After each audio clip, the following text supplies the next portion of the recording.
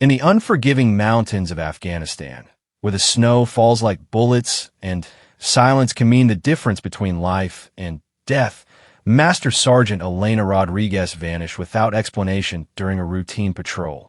Her SEAL team searched for 3 days through blizzards that could freeze a man solid in minutes. They found nothing, no body, no blood, no trace that she had ever existed. 6 months later, when her former teammates found themselves pinned down by enemy fire in those same deadly peaks, a single shot rang out from an impossible distance. Then another, and another. Each bullet found its mark with surgical precision, dropping enemy combatants who had been moments away from overrunning the SEAL position. The shots came from a ridge that military intelligence had declared uninhabitable, a place where no human could survive the brutal conditions for more than hours. Yet someone was up there, someone who knew exactly where her old team would be, someone who had become something more than human in the white wilderness. This is the story of how a woman disappeared into the snow and emerged as a ghost with a rifle, fighting a war that had already claimed her life once before. The morning Elena Rodriguez disappeared started like any other in the Hindu Kush Mountains. The air was sharp enough to cut glass, and the snow crunched under military boots with a sound like breaking bones. At 28, Elena had already earned respect that most soldiers spend entire careers chasing. Her teammates called her Ghost, not just because she could move through terrain without making a sound, but because she had an almost supernatural ability to appear exactly where she was needed most. Lieutenant Commander Jake Morrison checked his watch as the team prepared for what should have been a standard reconnaissance mission. Intel suggested Taliban fighters were using the mountain passes to move weapons, and Elena's team had been tasked with gathering evidence. Nothing complicated, nothing that should have gone wrong. Elena adjusted her rifle strap and caught Morrison's eye, offering the slight nod that had become their silent communication over 18 months of operations together. The team of 8 moved in formation through the treacherous terrain, Elena taking point as usual. She had grown up in the Colorado Rockies, and mountain spoke to her in a language the others were still learning. Every footstep was calculated, every breath measured against the thin air that could leave a person gasping like a landed fish. Behind her, Sergeant Tommy Walsh struggled to match her pace despite being 6 inches taller and 30 pounds heavier. 3 hours into the mission, they reached an overlook that provided a perfect view of the suspected smuggling route. Elena signaled for the team to take cover while she moved forward to establish a better vantage point. Through their scopes, the team watched her navigate a narrow ledge that dropped away into nothingness on one side. She moved like water flowing over stone, finding purchase where others would see only death. The ledge curved around a massive boulder, and Elena disappeared from view. Standard procedure called for radio contact every 15 minutes during separated operations. Morrison watched the seconds tick by on his chronometer, feeling the familiar knot of anxiety that came with command responsibility. 14 minutes. 15. 16. Ghost, report. Morrison whispered into his radio. Static. He tried again, louder this time. Elena, what's your status? Still nothing. Walsh was already moving before Morrison gave the signal, his bulk making the dangerous traverse look even more perilous than it had when Elena crossed. The rest of the team maintained overwatch while Morrison followed Walsh across the ledge, his heart hammering against his ribs with each step. They found Elena's position easily enough. The snow was disturbed where she had knelt, and her rifle had been placed carefully against a rock with the safety engaged. Her pack sat beside it, contents perfectly organized, but Elena herself was gone. Morrison knelt in the snow, searching for any sign of struggle, any indication of what had happened to one of the most capable soldiers he had ever commanded. The ledge extended another 30 feet before ending at a sheer rock face. There was nowhere to go, nowhere to hide. The drop below was over 200 feet on jagged rocks that would shatter bones like twigs. Walsh leaned over the edge, scanning for any sign of a body, but the swirling snow obscured everything beyond 50 feet. Commander, Walsh said, his voice tight with confusion. Her gear's all here. radio, medical kit, ammunition. Everything except her sidearm. Morrison keyed his radio to contact base. Control, this is Viper 7. We have a missing team member. Requesting immediate search and rescue coordination. The next 72 hours became a nightmare of military precision applied to an impossible situation. Helicopters braved mountain winds that could tear an aircraft apart, their thermal imaging cameras searching every crevice and cave within a 10-mile radius. Ground teams rappelled into canyons where the sun never touched the snow, following Elena's training in escape and evasion protocols. Master Sergeant David Chun, Elena's closest friend on the team, led the most dangerous searches personally. He knew her better than anyone, understood how her mind worked in crisis situations. If anyone could find her, it would be Chun. He spent 2 full days and nights in temperatures that dropped to 20 below zero, following phantom tracks and investigating every anomaly the search teams identified. On the second night, while the official search continued, Chun made his way back to the ledge where Elena had vanished. He brought climbing gear and rappelled over the edge, his headlamp cutting through darkness thick as black paint. Every handhold was a battle against ice that formed faster than he could clear it away. Every breath a struggle against air, so cold it burned his lungs. Halfway down the cliff face, Chun found something that made his blood freeze for reasons that had nothing to do with temperature. Carved into the rock, barely visible unless you were looking from exactly the right angle, were 3 letters. "Ye are Elena Rodriguez." But the carving wasn't fresh. The ice formations around it suggested it had been there for weeks, maybe months. The implications made no sense. Chun photographed the carving and continued his descent, finding nothing else until he reached the bottom. The rocky ground was covered in 3 feet of undisturbed snow. No body, no blood, no sign that anyone had ever fallen from the ledge above. He spent 4 hours searching, using every technique Elena had taught him about tracking in winter conditions. The snow told its own story, and that story said Elena Rodriguez had never been there. Back at base, the official investigation began with the methodical thoroughness the military applied to all unexplained incidents. Elena's background was examined with microscopic detail. Her psychological evaluations were reviewed by experts who specialized in combat stress and PTSD. Her personal communications were analyzed for any indication of planned desertion or psychological breakdown. The picture that emerged was of a soldier so dedicated to her team and mission that the idea of abandonment seemed impossible. Elena's father had died in Iraq when she was 16. Her younger brother was serving his first deployment in the Marines. Her mother worked as a nurse in a VA hospital, caring for soldiers like her daughter. Every connection in Elena's life was tied to military service and sacrifice. Dr. Sarah Martinez, the team's psychological consultant, interviewed each member individually.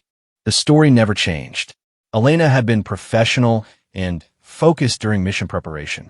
Her behavior had shown no signs of distress or unusual concern. She had been looking forward to rotation home in 3 weeks, had made plans to visit her family in Colorado. Soldiers don't just evaporate, Dr. Martinez told Morrison during their private session. Even in the most traumatic circumstances, we find evidence. Clothing, personal effects, something. The complete absence of any trace suggests either a level of planning that contradicts everything we know about Sergeant Rodriguez, or something happened that we don't understand yet. The weather complicated every aspect of the investigation.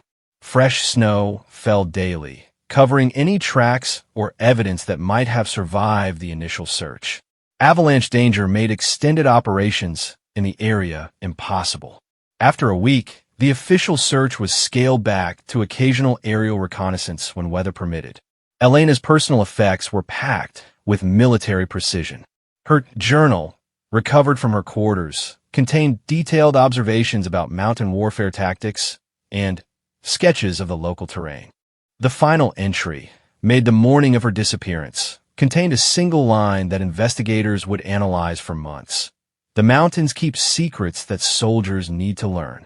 Shin found himself returning to that cryptic sentence again and again.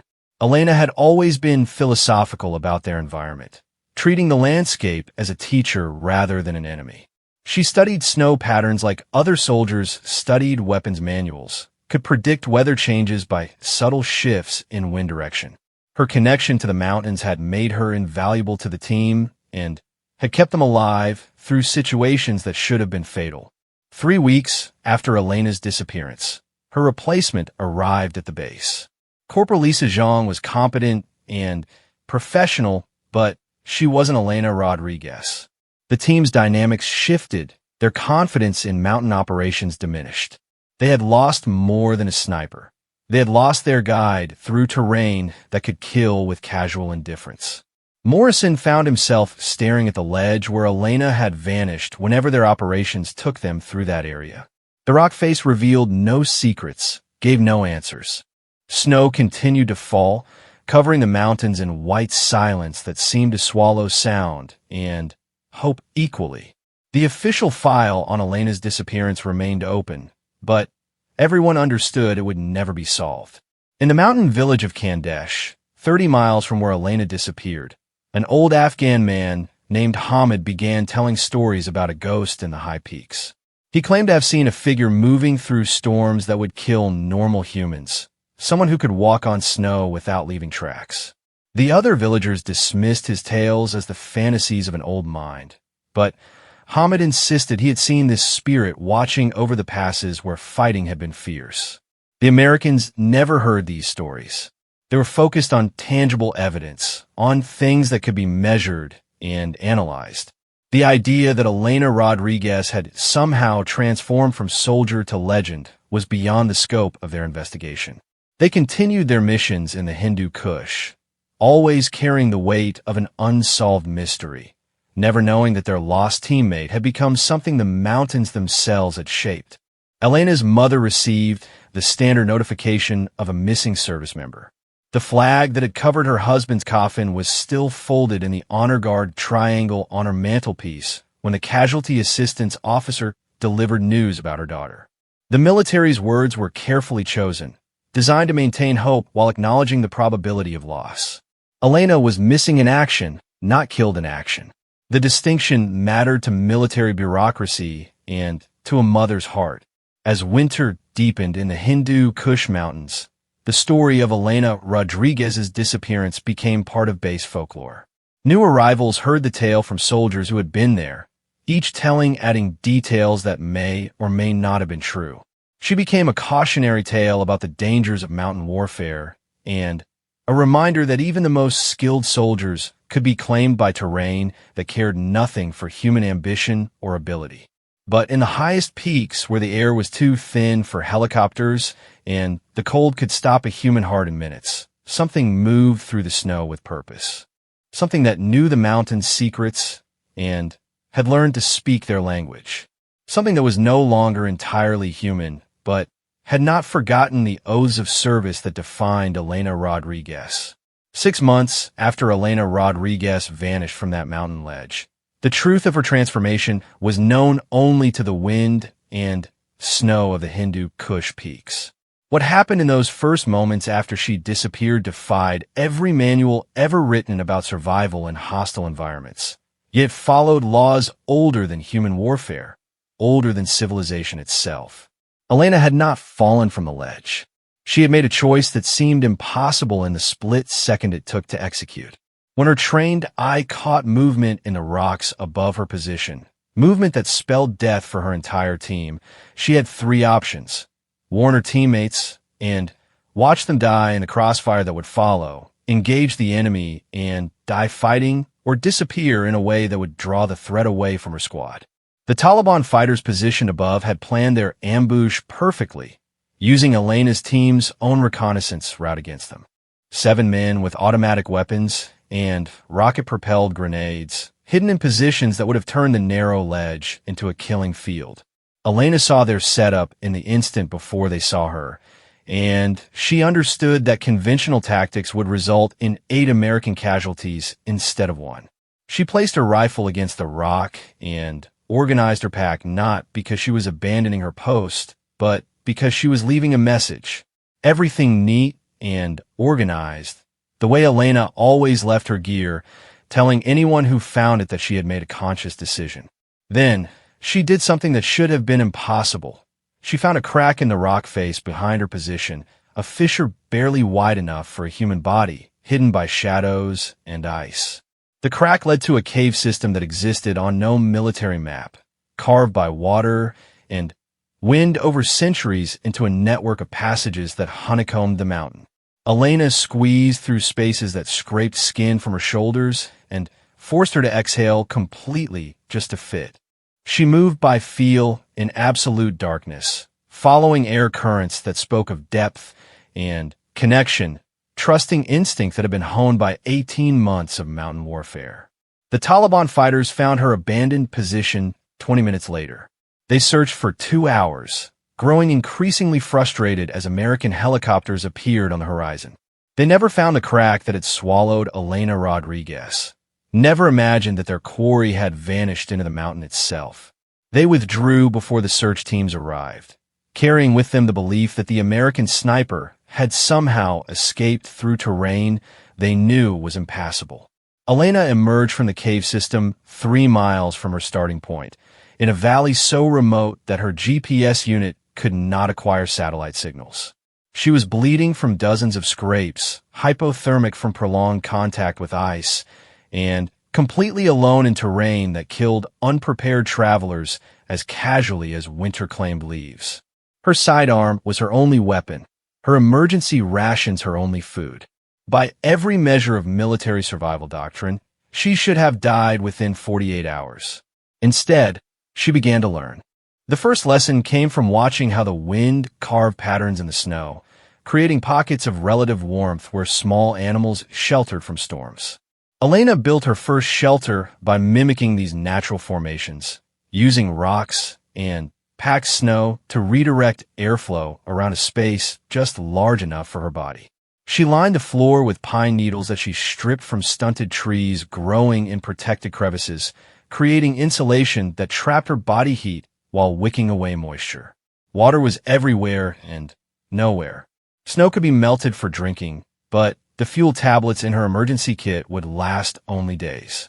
Elena learned to identify ice formations that indicated flowing water beneath, learned to find springs that remained liquid even in sub-zero temperatures because they emerged from deep in the mountain's core. She crafted tools from metal salvage from old Soviet equipment that littered the peaks, remnants of a war fought before she was born. Food proved to be the greatest challenge and the greatest teacher. Elena's emergency rations lasted 6 days. After that, she faced the choice that separated survivors from casualties: adapt or die. She began tracking the mountain's wildlife with skills that went beyond military training, understanding that in this environment, she was no longer an apex predator, but another creature struggling to survive. Pikas, small rabbit-like animals that lived in the rocky scree, became her primary protein source. They were fast and intelligent, but Elena was patient in ways that would have surprised her former teammates. She could remain motionless for hours, becoming part of the landscape until opportunity presented itself. Her hunting method was silent and efficient, using snares crafted from parachute cord and positioned with mathematical precision based on animal behavior patterns. The meat was tough and gamey, but it kept her alive. More importantly, it taught her to think like the mountain's permanent residents.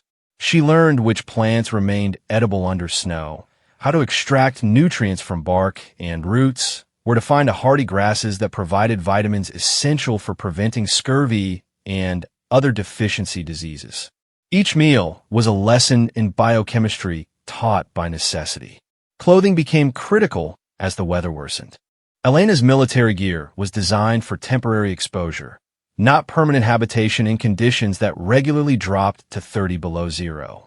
She began modifying her equipment using techniques that blended modern materials with methods that humans had used for millennia. Animal hides from her hunting provided additional insulation. She learned to waterproof seams using pine resin and fat creating garments that could keep her warm in storms that would have been fatal in standard issue gear. The psychological challenges proved as dangerous as the physical ones. Elena had been trained to function as part of a team, to rely on communication and coordination with other soldiers. Isolation in the mountains was absolute in ways that no training could replicate. She went weeks without hearing a human voice, months without seeing another person. The silence was so complete that she began talking to herself just to hear sounds that weren't wind or falling rock. Dreams became vivid and strange, mixing memories of her military service with hallucinations brought on by altitude and stress.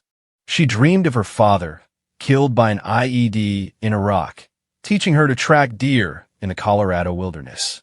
She dreamed of her team, searching for her in places she could no longer reach, calling her name through radio static that sounded like mountain wind. These dreams were both torture and salvation, keeping her connected to her humanity while she learned to survive as something more primitive. Elena's hair grew long and matted despite her attempts to maintain military grooming standards. Her skin darkened from constant exposure to reflected sunlight off snow, developing a weathered quality that made her blend into the rocky landscape. She lost weight initially, then gained it back as muscle adapted to new demands. Her body was reshaping itself for permanent mountain life, becoming leaner and harder than it had ever been during military training. Navigation in the peaks required skills that no GPS could teach. Elena learned to read weather patterns days in advance by subtle changes in cloud formation and wind direction. She could predict avalanche danger by the sound of settling snow, could find her way through whiteout conditions by following air currents that indicated the location of valleys and ridges. The mountains became her textbook, teaching lessons written in stone and ice and wind. By spring, Elena had established a network of shelters throughout a territory that covered nearly 50 square miles. Each cache contained supplies she had gathered or crafted: dried meat, medicinal plants, tools made from salvaged metal. She could move between these positions invisibly, using routes that avoided all known military patrol areas while providing overwatch of the major smuggling corridors her old team had been assigned to monitor. The transformation was complete in ways that went beyond physical adaptation. Elena had become something that existed between soldier and mountain spirit, retaining her military skills while developing capabilities that would have seemed supernatural to her former teammates. She could move across snow without leaving tracks, could remain motionless in concealment for hours without discomfort, could survive storms that would kill anyone dependent on modern equipment alone. Her sidearm became the nucleus of a more extensive arsenal. Elena salvaged weapons from battlefields that dotted the mountains, sites where various armies had fought and died over decades of conflict. She cleaned and maintained each piece with the meticulous care that had made her a superior soldier, creating hidden weapons caches that could support extended operations. Most importantly, she acquired a Soviet-era sniper rifle, a Dragunov that had belonged to a Spetsnaz operator killed during the Soviet occupation. The weapon was perfectly suited to mountain warfare, reliable in conditions that would disable more sophisticated systems. Elena practiced with the rifle until she could make shots that stretched the bounds of possibility. The thin air of high altitude actually improved ballistic performance for a marksman who understood how to compensate for atmospheric conditions. She could engage targets at ranges that would have been impossible at sea level, using windage calculations that accounted for the complex air currents created by mountain topography. The first time she used the rifle in anger came when she observed a Taliban patrol preparing to ambush a group of Afghan civilians traveling through a mountain pass. Elena had been tracking the fighters for 3 days, learning their patterns and intentions. The civilians were refugees fleeing fighting in the valleys below, families with children who had committed no crime beyond being in the path of war. From a position nearly a mile away, Elena engaged the Taliban fighters with precision that bordered on the miraculous. 8 shots, 8 targets eliminated before they could react or return fire. The civilians never saw their protector, never knew how close they had come to massacre. They continued through the pass safely, carrying stories they would never be able to explain about guardian spirits that watched over travelers in the high places. That engagement established a pattern that would continue for months. Elena became a phantom presence in the mountains, striking at enemy forces that threatened innocents or interfered with legitimate military operations. She never made contact with American forces, never tried to signal her survival to her old team. She had become something that existed outside normal military structure, operating by rules she was writing herself. The Taliban began telling stories about a demon sniper who could kill from impossible distances, who appeared and vanished like smoke. Their patrols grew cautious in areas where Elena operated, reducing their effectiveness and disrupting smuggling operations that had previously moved through the mountains with impunity. The psychological effect was as important as the tactical one, creating an atmosphere of uncertainty that made enemy fighters reluctant to operate in regions they had previously considered safe. Elena monitored American radio traffic when possible, staying informed about her old team's operations without revealing her continued existence. She learned that Chun had been promoted and was leading some of the more dangerous reconnaissance missions. Morrison had been rotated home and replaced by a younger officer who lacked experience in mountain warfare. The team's effectiveness had diminished without her specialized knowledge, and they were taking casualties in situations where her skills could have made the difference. This knowledge created a constant tension in Elena's transformed existence. She remained loyal to her oath of service, committed to protecting American forces and accomplishing the mission, but she could not resume her old life without destroying what she had become. The mountains had claimed her as completely as if she had died on that ledge 6 months earlier, but they had given her capabilities that made her more valuable than she had ever been as a conventional soldier. As winter returned to the Hindu Kush, Elena prepared for her second year of mountain existence. She had learned the seasonal patterns of weather and wildlife, had established the infrastructure needed for long-term survival in one of Earth's most hostile environments. She was no longer the same person who had vanished from that narrow ledge, but she retained the core values that had made Elena Rodriguez an exceptional soldier. The mountains kept their secrets, and Elena had become one of those secrets. She was a ghost with a rifle, a legend that would grow in the telling, a reminder that some transformations are so complete that return becomes impossible. Her old life was gone as surely as if she had died, but her new existence had purpose that transcended individual survival. In the highest peaks, where the air was too thin for normal human habitation and the cold could stop a heart in minutes, Elena Rodriguez had found her true calling. She was the guardian of the high places, the unseen protector who watched over those who traveled through her domain. And soon, very soon, her old teammates would need her skills more than they could possibly imagine. The mission that would bring Elena Rodriguez back into contact with her former life began with intelligence that should have triggered every warning system in the military's extensive bureaucracy. Taliban forces had acquired surface-to-air missiles from a weapons cache left behind during the Soviet withdrawal, and they were planning to use them against American helicopter operations in the Hindu Kush region. The timing of the intelligence was suspicious, the source unverified, and the proposed response dangerously aggressive. Master Sergeant David Chun felt the familiar knot of unease in his stomach as he reviewed the operation order. In the 18 months since Elena's disappearance, he had developed an almost supernatural sense for missions that would go wrong. This one carried all the markers: rushed planning, incomplete intelligence, and a timeline that didn't allow for proper reconnaissance. But Chun was no longer in a position to voice objections. His promotion had come with responsibilities that included following orders, even when those orders felt like suicide.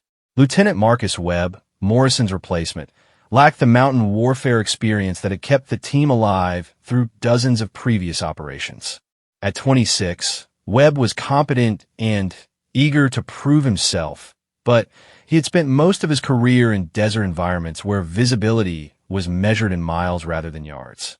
The Hindu Kush Mountains were a different kind of enemy, one that could kill through overconfidence as easily as through enemy action.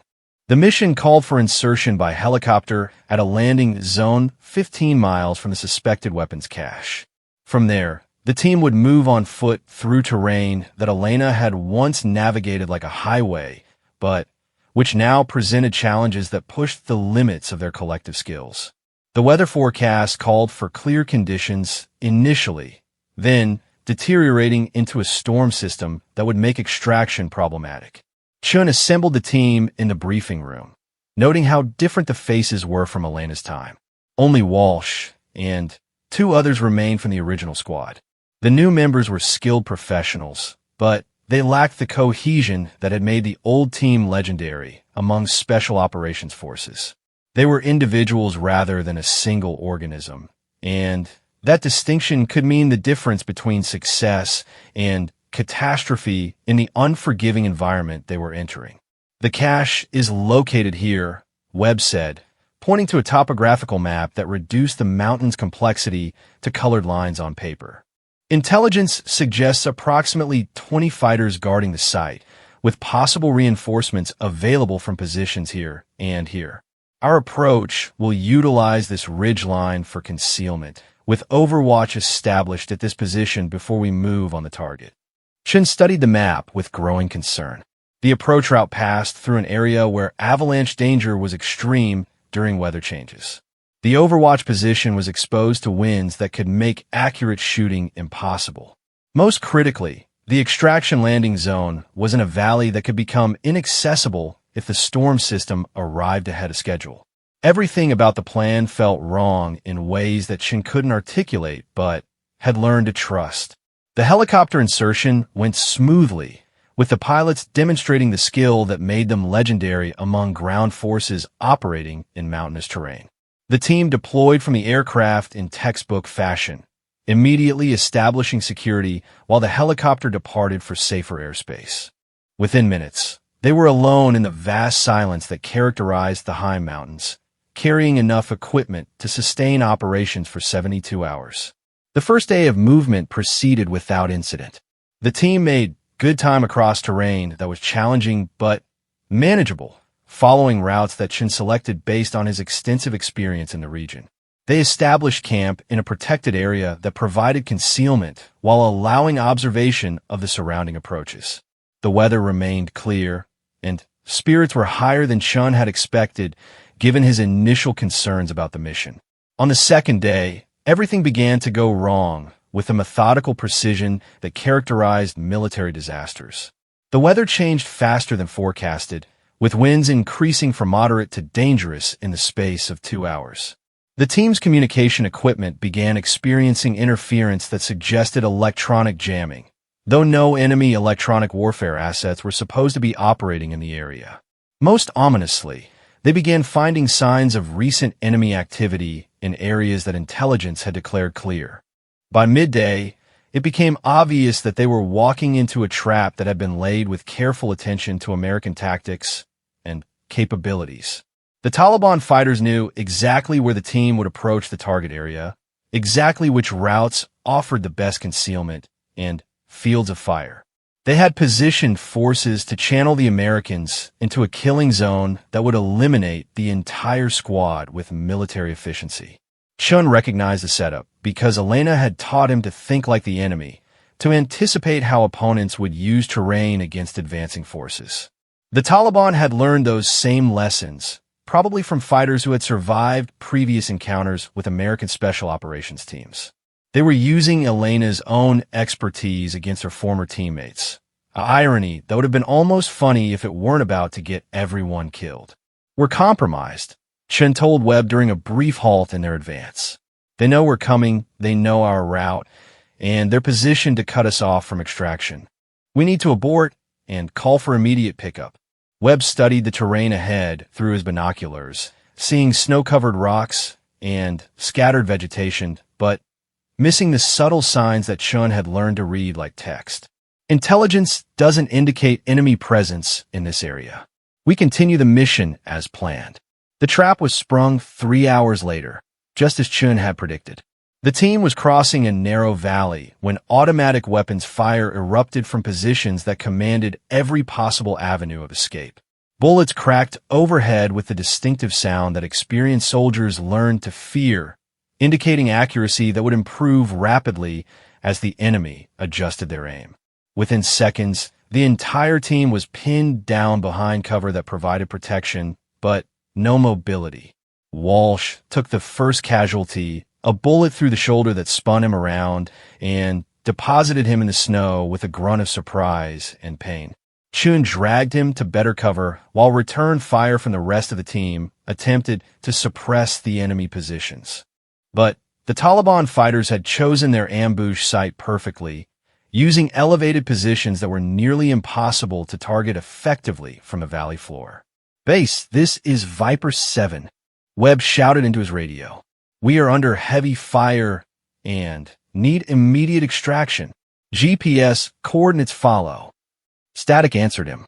The jamming that had been intermittent was now constant, cutting off all communication with supporting forces. They were alone in a killing field that had been designed specifically to eliminate American special operations teams, facing an enemy that had learned to fight on their own terms. Chun assessed their tactical situation with the cold professionalism that had kept him alive through 5 combat deployments. They had limited ammunition, 1 casualty who needed medical attention, and no communication with extraction forces. The enemy held superior positions and knew the terrain better than the Americans did. Weather was deteriorating rapidly, which would make helicopter extraction impossible even if they could re-establish contact. By every measure of military analysis, they were about to die in this nameless valley. That was when the first shot came from the ridge above them. The sound was distinctive, the sharp crack of a high-powered rifle fired from extreme range. One of the Taliban fighters who had been directing fire from an elevated position suddenly pitched forward and lay still. Chun felt his heart stop as he recognized the acoustics of that shot. The particular way sound carried in mountain air when fired from distances that pushed the limits of ballistic possibility. A second shot followed 10 seconds later, then a third. Each round found its target with precision that bordered on the supernatural, eliminating enemy fighters from positions that should have been impossible to engage from any available firing point. The Taliban's disciplined ambush began to deteriorate as fighters looked around frantically for the source of the devastating fire that was decimating their positions. Through his scope, Chin searched the ridgeline above them, looking for any sign of the sniper who was systematically destroying the ambush that should have killed his team. The shots were coming from a position at least 800 meters away, in terrain that military intelligence had declared uninhabitable due to extreme weather conditions and lack of accessible routes. Yet someone was up there, someone with skills that matched or exceeded anything Chun had ever witnessed. The fourth shot silenced the enemy machine gun that had been keeping the team pinned down. The fifth eliminated a fighter who had been attempting to flank their position. Each engagement showed intimate knowledge of battlefield tactics and an understanding of how to prioritize targets for maximum tactical effect. This wasn't random shooting. It was surgical application of sniper fire by someone who understood exactly how to break an ambush. "Jesus Christ," Walsh whispered from his position behind a boulder, his wounded shoulder forgotten as he watched the impossible shooting exhibition. "Who the hell is that?" Chin didn't answer, but he had begun to suspect something that his rational mind refused to accept. The shooting style was familiar in ways that transcended technical analysis.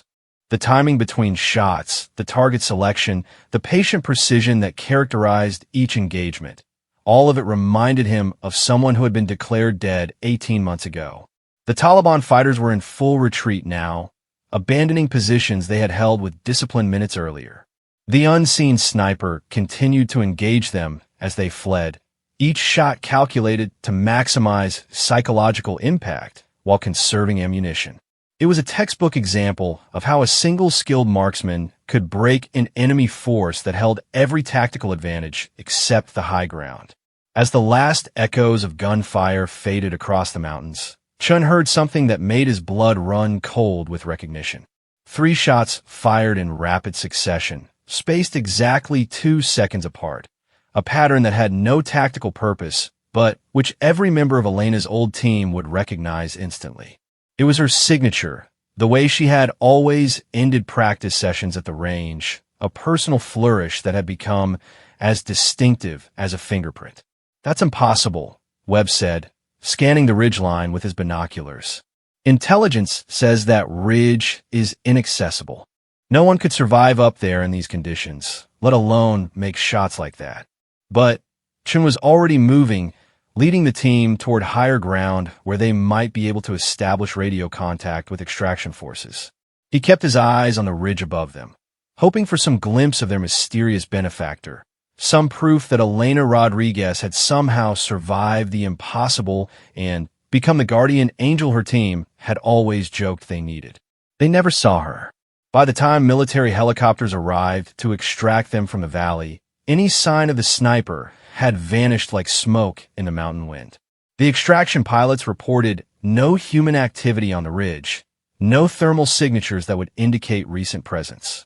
The rescue was routine, professional, and completely normal except for the fact that it should never have been necessary. The after-action report would puzzle intelligence analysts for months. 8 Taliban fighters eliminated by sniper fire from positions that couldn't be reached by normal means, shooting that exceeded the capabilities of known enemy marksmen, and complete absence of physical evidence for the sniper's presence. The official conclusion was that the Taliban had been engaged by unknown friendly forces, possibly Afghan military snipers operating in support of American operations. Chun never filed his suspicions in any official report, but he began requesting missions in the Hindu Kush region, volunteering for operations that other teams considered too dangerous. He studied maps of the high country with obsessive attention to detail, looking for patterns in reported Taliban casualties that might indicate the presence of a friendly sniper operating without authorization. 3 months later, during another operation that went wrong in ways that suggested enemy intelligence about American tactics, Chin's team was saved again by shots from impossible positions. This time he was ready with a high-powered spotting scope, and he caught a glimpse of movement on a ridge that was supposed to be uninhabited. Just for a moment, just long enough to see a figure in winter camouflage that moved with fluid grace across terrain that should have been impassable. The figure was too distant for positive identification, but Chun had watched Elena Rodriguez move through mountain terrain for 18 months. He knew the way she distributed her weight across uncertain footing, the economical gestures she used to communicate with terrain rather than fighting against it. What he saw on that distant ridge was either Elena Rodriguez or someone who had learned to move exactly like her. After the mission, Chun began leaving coded messages in locations where a hypothetical mountain survivor might find them. Cache sites marked with symbols that Elena would recognize, supply drops disguised as routine military operations, but containing items that would be valuable to someone living permanently in the high country. Medical supplies, ammunition for Soviet-era weapons, technical manuals for equipment commonly found in the region. The messages were always gone when Chun returned to check them, usually replaced with intelligence about Taliban movements in the area. Information that was invariably accurate and which helped American forces avoid ambushes and locate weapons caches. The ghost of Elena Rodriguez, if that's what she had become, was still serving her country in ways that no military regulation could define or control. Chin never told his team about his suspicions or his communication with their mysterious protector. Some secrets were too dangerous to share, too fragile to survive official scrutiny. Elena Rodriguez was listed as missing in action, presumed dead. If she had somehow survived and adapted to permanent existence in the mountains, revealing that fact would only lead to questions that had no good answers. Instead, he continued to request operations in Elena's territory, continued to leave supplies that vanished, and intelligence that appeared. He became the unofficial liaison between Elena Rodriguez, the legend, and the military forces that still needed her protection, maintaining a connection that transcended official channels and military bureaucracy. The war in Afghanistan would eventually end, and American forces would withdraw from the Hindu Kush Mountains. But legends, once born, take on lives of their own. In mountain villages throughout the region, stories are still told about a ghost sniper who protects travelers and punishes those who prey on the innocent. The stories change in the telling, but they all speak of someone who became more than human by learning the mountain's deepest secrets. Elena Rodriguez officially died on that narrow ledge 18 months ago, but something that retained her skills and her dedication to service was born in the cave system where she took shelter from the storm. That something still moves through the high places, still watches over those who need protection, still honors oaths that transcend the limitations of individual human existence. The mountains keep their secrets, and Elena Rodriguez has become the greatest secret of all. She is the guardian of the high places, the phantom who answers when soldiers need salvation they cannot provide for themselves. In the Hindu Kush peaks, where the air is too thin for normal life and the cold can stop hearts in minutes, Elena Rodriguez continues her mission in ways that no training manual could ever teach. Chun carries the knowledge of her continued existence like a sacred trust, never speaking of it, but always remembering. In a military bureaucracy, Elena Rodriguez is a casualty statistic, a name on a memorial wall. But in the mountains where she learned to live as something beyond human limitations, she is eternal as the snow and as enduring as the peaks themselves. The ghost with the rifle still watches over her former teammates, still protects those who venture into her domain. She has become what the mountains made her, a legend that serves truth beyond the boundaries of ordinary human experience, a guardian whose watch will continue as long as warriors need protection in the high, cold places where angels fear to tread.